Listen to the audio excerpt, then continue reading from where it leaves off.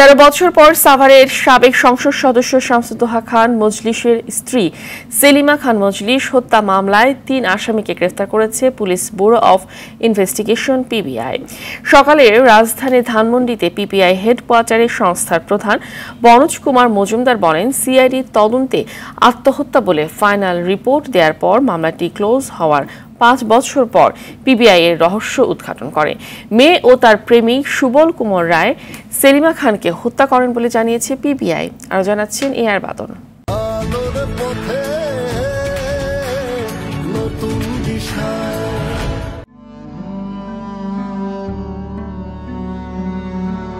2011 সালের 14 জন খুন হন সেলিমা খান মজলিস। এ ঘটনায় নাতনি জামাই আবুল কালাম আজাদ ও গৃহকর্মী সরস্বতীর স্বামী হরিপদ সরকারকে গ্রেপ্তারের পর কারাগারে পাঠায় আদালত।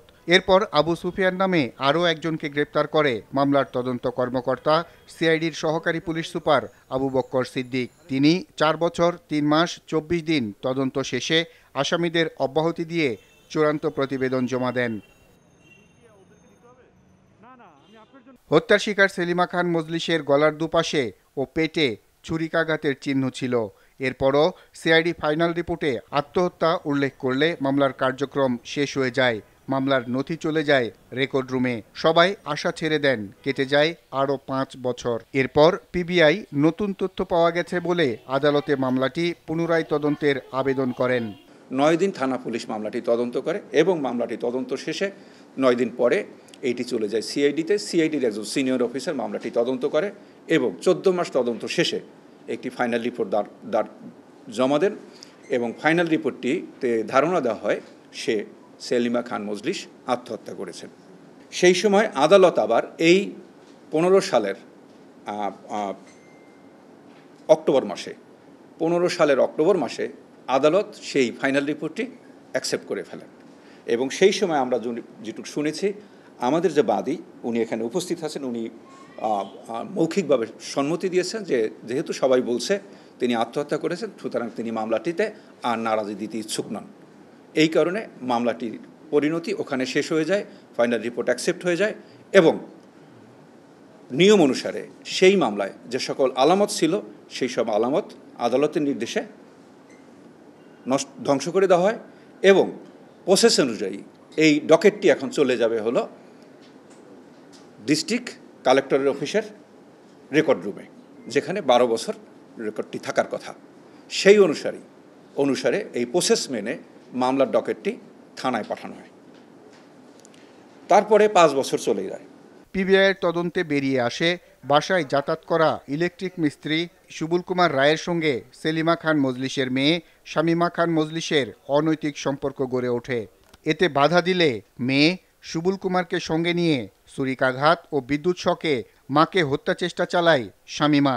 অচেতন অবস্থায় 6 দিন পর আইসিইউতে মারা যান সেলিমা খান মজলিস। সুবল কুমার রায় সে এখন একটি বয়স্ক লোক, সে 50-এর ঊর্ধ্ব বয়স, বাড়ি নেত্রকোনা। সে সাভারে ভাগ্যান্বেষণে আছে এবং সে ইলেকট্রিকের কাজ শিখছে।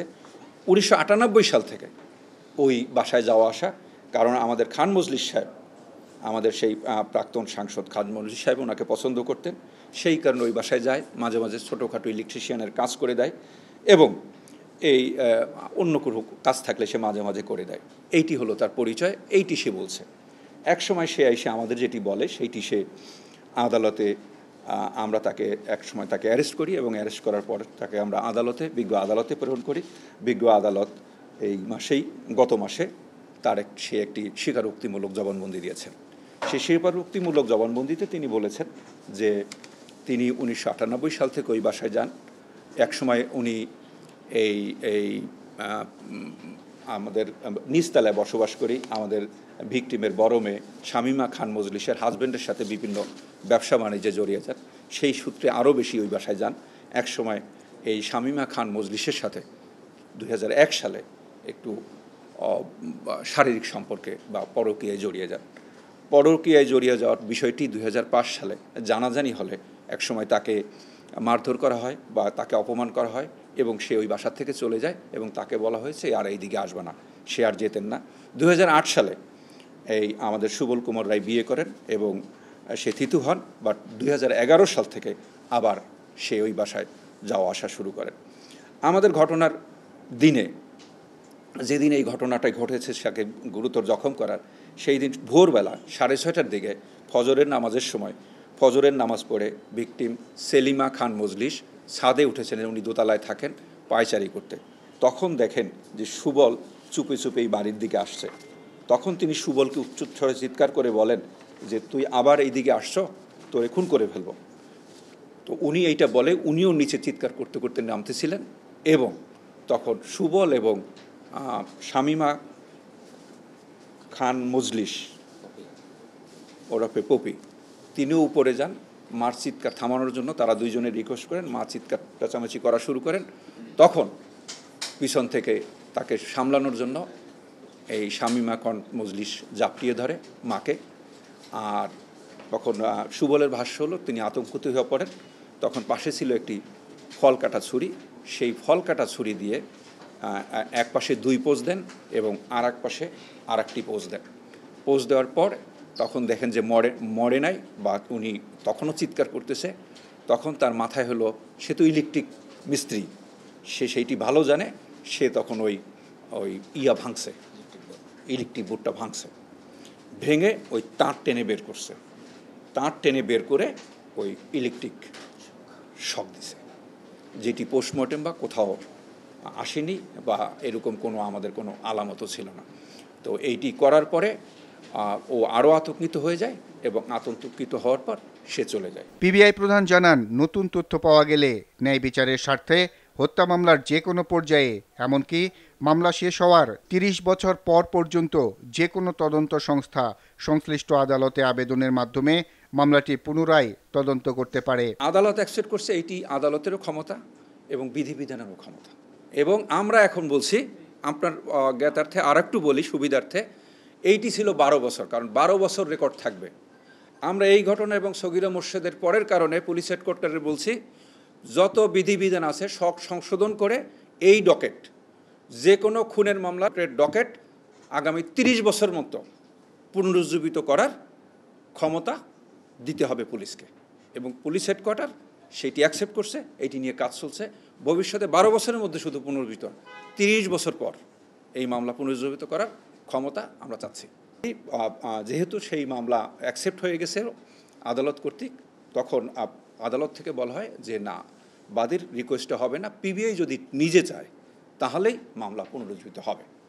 তখন আমাদের ইন্সপেক্টর সালাউদ্দিন, পিবিআই ঢাকা জেলা, সে একটি দরখাস্ত দেয় এবং বলে যে আমাদের এখানে আমরা একটু মামলাটি আবার দেখতে চাই। তখন এই মামলাটি আবার পুনরুজ্জীবিত হয়। দেখি যে কারা কারা ওই বাসায় আসতো। শুনি একজন ইলেকট্রিশিয়ান মাঝে মাঝে আসতো, কিন্তু তার বহুদিন ওই বাসায় আসা যাওয়া নাই। তো আমরা তো যেহেতু আমাদের কাছে কোনো তথ্য নাই, কিছু নাই, তো ইলেকট্রিশিয়ানের সে আবার খুব ভালো জায়গায় আছেন। সে গত 30 বছর ধরে এই সাভার থানার মধ্যে, সাভার থানার ইলেকট্রিশিয়ান, সাভার থানার জেনারেটর অপারেটর, সাভার থানার যারা সিভিল কাজ করেন তাদের নিয়ন্ত্রণকারী, এবং পাশেই একটি তার বড় মুদির দোকান আছে। সে ভালো হিসেবে থানায় সবাই খুব গ্রহণযোগ্য ব্যক্তি। এই লোকটা একসময় যাইতো, এখন আর যায় না। কিন্তু ওই যে হঠাৎ করে হচ্ছে যেসব কথা আমরা ওনাদের কাছে শুনছি, সেই সব জিনিসের মধ্যে একটা ছিল সুইচ বোর্ড ভাঙা এবং 2টা তার বার করা। এইটার সাথে কোনো লিঙ্ক মিলানো যায় কিনা। আমাদের এই মামলার একটাই ছিল যে যেখানে দেখিবে ছাই, এইটাই ছিল আমাদের মূল লক্ষ্য। তো আমরা তাকে নিয়ে আসি, এবং আপনারা জানেন যে থানায় সে একটা বিশ্বস্ত লোক, তাকে আনাও একটু কঠিন। এবং আপনাদের 2-1 আমরা যখন নিয়ে আসছি, আপনাদেরও 2-1 তদবির করেছে যে কেন নিয়ে আসছেন ওরে। আচ্ছা, আমরা নিয়ে আসার পরে যাকে নিয়ে আসি তার নাম হলো সুবল কুমার রায়। হত্যার শিকার সেলিমা খান মজলিসের আরেক মেয়ে ইলোরা খান মজলিস বলেন, মা হত্যার বিচার চাইতে অভিযুক্ত বড় বোনও প্রধানমন্ত্রীর কাছে গিয়েছিলেন। সেটা যে হোক, আমরা প্রথম থেকে বলছি যে আমরাও জড়িত থাকি, আমার বোন যে থাকুক তাকে ধরে নিয়ে যাক। পৃথিবীতে মার উপরে তো কোনো কিছু নাই। আর বাদল, RTV, ঢাকা।